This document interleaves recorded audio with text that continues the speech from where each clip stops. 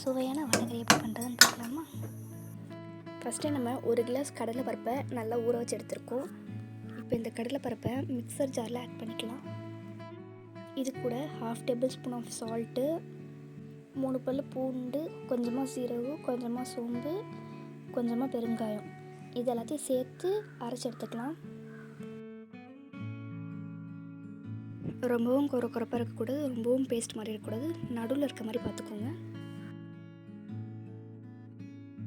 இப்போ நம்ம அரைச்சி வச்சுருக்க கடலைப்பருப்போடு 1/2 வெங்காயம், பச்சை மிளகா, கொத்தமல்லி, கருவேப்பிலை இது எல்லாத்தையும் சேர்த்து மிக்ஸ் பண்ணி எடுத்துக்கலாம்.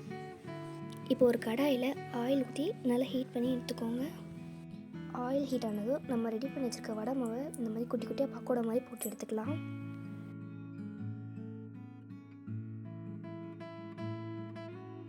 நல்லா கிறிஸ்பியாக கோல்டன் ப்ரௌன் கலர் வர வரைக்கும் ஃப்ரை பண்ணி எடுத்துக்கலாம்.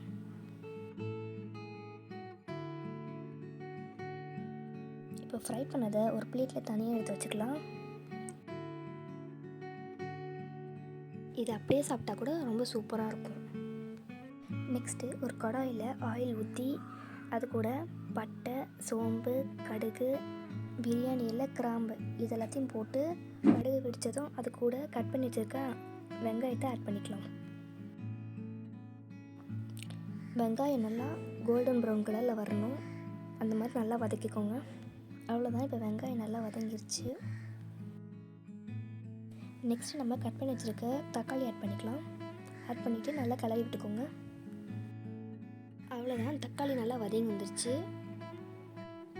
இப்போ இது கூட கொஞ்சமாக பெருங்காயம், கொஞ்சமாக மஞ்சத்தூள், 1 டேபிள் ஸ்பூன் கரம் மசாலா, கொஞ்சமாக உப்பு, 1 டேபிள் ஸ்பூன் சில்லி பவுடர் இது எல்லாத்தையும் போட்டு நல்லா மிக்ஸ் பண்ணி எடுத்துக்கலாம்.